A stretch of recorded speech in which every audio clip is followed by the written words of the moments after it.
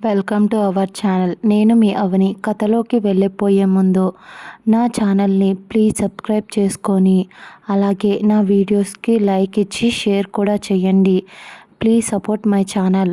ఇంకా కథలోకి వెళ్ళిపోదాం. Romantic hero part 16. తను అలా ఆశ్చర్యంగా చూస్తూ ఉంటే రిషి ఏమైంది హరిణి అని అడిగాడు.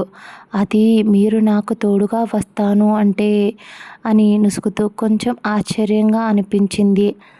వెన్నెలకు తెలియకపోవచ్చు తను ఒక స్టార్ హీరో అని. ఎందుకంటే తను ఇంతవరకు సినిమా అనేదే చూడలేదు కాబట్టి. కనీసం తను కాలేజీకి వెళ్ళేటప్పుడు కూడా గోడపైన పోస్టర్ కూడా తల ఎత్తి చూసిన ఆనవాళ్ళు లేవు. అత్తయ్య చంపేస్తుంది, అందువల్లే రిషి ఎవరో తనకు తెలియదు. కానీ తనకు రిషిని చూస్తుంటే ఎక్కడో చూసిన ఫీలింగ్ కలుగుతుంది. హరిణికి తను ఎంత ప్రేమ, తను ఎంత పెద్ద హీరోనో తెలుసు కాబట్టి తను వస్తాను అంటే హరిణి కొంచెం ఆలోచిస్తూ ఉంది. అంతలోనే విశ్వ వచ్చి రిషి నేను వెళ్తాను తనకు తోడుగా అని అన్నాడు. విశ్వ రిషి కొంచెం డౌట్గా తన వైపు చూసి మళ్ళీ హరిణి వైపు చూసి ఓకే హరిణి తను వస్తాడంట, నీ వెంట వెళ్ళు అని అన్నాడు రిషి. హరిణి కంగారుగా రిషి వైపు చూస్తూ ఉంటే భయపడకు అన్నట్టు కళ్ళతోనే ధైర్యం చెప్పాడు. విశ్వ మంచివాడే అన్నట్టు దానికి సంకేతం అని అర్థమైన హరిణి రిషి ఇచ్చిన ధైర్యానికి సరే అని తల ఊపి విశ్వ వైపు చూసి వెళ్దామా అన్నట్టు వెనుతిరిగింది. వెళుతున్న హరిణిని విశ్వ ఆశ్చర్యంగా చూస్తూ అసలు ఏం జరుగుతుంది ఇక్కడ? అదేమో సొంత బావ అయ్యుండి తనని నమ్మకుండా మీరు ధైర్యం చెప్పగానే వెళుతుంది. మీరు తనకి ముందే తెలుసా అని అడిగింది వెన్నెల. రిషి తలూపుతూ నువ్వు తప్ప అందరికీ నేను తెలుసు అని అన్నాడు. వెన్నెలకు అర్థం కాలేదు. అదేంటి అందరికీ ఎలా తెలుసు? అందరికీ తెలియటానికి మీరు ఏమైనా సెలబ్రిటీనా అని అంది.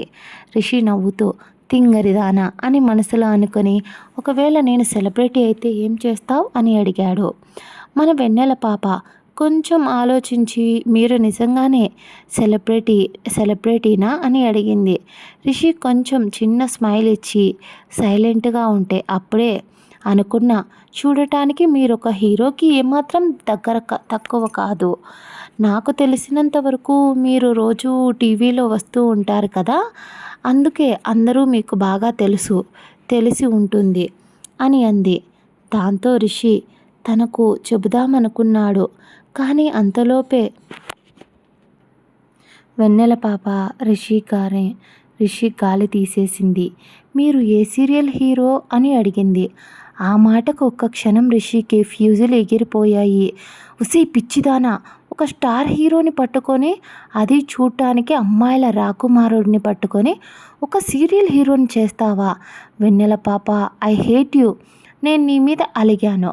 నాకు కూడా కోపం వస్తుంది వెన్నెల తింగరితనం మీద. పాపం నా హీరోని తలుచుకొని జాలేస్తుంది. కానీ తప్పదు కదా. తర్వాత రిషి వెన్నెల వైపు గుర్రుగా చూస్తూ ఉంటే ఏమైంది రిషి గారు? ఏం లేదు అని ఫోన్ వచ్చింది అని పక్కకు వచ్చాడు. పక్కకు వచ్చి తాను అద్దంలో చూసుకొని రే రిషిగా, ఫస్ట్ నీ మీద నీకు కాన్ఫిడెన్స్ లేకుండా చేస్తుంది ఈ రాక్షసి. అసలు నన్ను పట్టుకొని అసలు సీరియల్ హీరో అంటుందా? అసలు ఎలా కనిపిస్తున్నాను రా దానికి నేను? అసలు దీన్ని కాదనాల్సింది, దీని తాతయ్యను అనాలి. ఆ ముసలాయన భజన చేస్తూ ఉంటుంది కదా ఇది ఎప్పుడు. అసలు ఆ ముసలాయనే వాళ్ళని ఇంట్లోకి తేకుండా ఉంటే ఏదో ఒక సమయంలో మాకు తనని చూపించాలి అని ఆయనకు అనిపించేది. వాళ్ళని ఇక్కడ తెచ్చిపెట్టాడు. అందువల్లే వాళ్ళు మా ఊసు రానివ్వకుండా చేసి ఆ ముసలాయన్ని చంపేశారు. చేతులారా ఆయన చావుని ఆయనే తెచ్చుకున్నాడు అని అంటూ రిషి ఆ పెద్ద ఆయన మీద జాలిపడ్డాడు. ఆ తర్వాత రిషి వెళ్ళి పొద్దున్నే తనకు షూటింగ్ స్పాట్కి వెళ్ళాలి కాబట్టి తన రూమ్లోకి వెళ్ళి పడుకున్నాడు.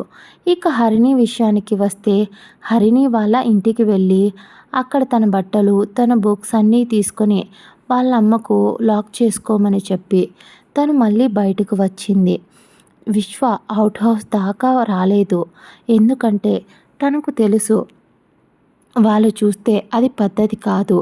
చీకటిలో ఒక అమ్మాయి ఒక అబ్బాయి ఏం చేస్తున్నారా అని అనుకుంటారు అని. అందుకే తను ఇంట్లోకి వెళ్ళేంత వరకు మొబైల్ టార్చ్ ఆన్ చేశాడు. తను లోపలికి వెళ్ళగానే టార్చ్ని ఆఫ్ చేసి మళ్ళీ అదే చీకట్లో సైలెంట్గా నిలబడి ఉన్నాడు. అప్పుడే హరిణి తన బట్టలు మరియు తన బుక్స్ బ్యాగ్లో పెట్టుకొని బయటకు వచ్చింది. తను వస్తుంది అనడానికి సంకేతంగా తన కాలి మువ్వలు చప్పుడు చేస్తూ ఉండడంతో ఒక్క నిమిషం విశ్వ మనసు గాల్లో తేలినట్టు అనిపించింది. మళ్ళీ తనని తాను తిట్టుకుంటూ మొబైల్ టార్చ్ ఆన్ చేసి ఏం మాట్లాడలేదు. తను కూడా మాట్లాడించాలి అని అనుకోలేదు. అలా ఇద్దరూ సైలెంట్గా వెన్నెల ఇంట్లోకి వచ్చేశారు. విశ్వ తనకు ఇచ్చిన రూమ్కి తాను వెళ్ళిపోయాడు. హరిణి కూడా వెన్నెల రూమ్లోకే వెళ్ళిపోయింది. కొద్ది రోజులు ఇద్దరూ ఒకటే రూమ్లోనే ఉందామని అనుకున్నారు. ఎందుకంటే ఆ ప్యాలెస్ చాలా పెద్దది, ఎన్నో గదులు కూడా ఉన్నాయి. కానీ హరిణికి కొత్త కావడం వల్ల తనకు అలవాటు అయ్యేంత వరకు హరిణిని తనతో పాటు పడుకోమని వెన్నెల చెప్పింది. ఇదండి ఇవాల్టి ఎపిసోడ్. మీకు నా స్టోరీ నచ్చితే ప్లీజ్ లైక్ చేసి షేర్ చేసి అలాగే నా ఛానల్ని సపోర్ట్ చేసి సబ్స్క్రైబ్ చేసుకోండి. బాయ్ ఫ్రెండ్స్, మళ్ళీ నెక్స్ట్ ఎపిసోడ్లో కలుద్దాం. Bye bye. దీని తర్వాత షార్ట్ స్టోరీ ఒకటి ఇవ్వబోతున్నాను. రెండవ పెళ్ళితో మొదలైన ప్రేమ కథ. అది ఫస్ట్ పార్ట్ అప్లోడ్ చేశాను. సెకండ్ పార్ట్ కూడా ఈరోజే అప్లోడ్ చేస్తున్నాను. ఒకసారి చూసి ఎలా ఉందో చెప్పండి.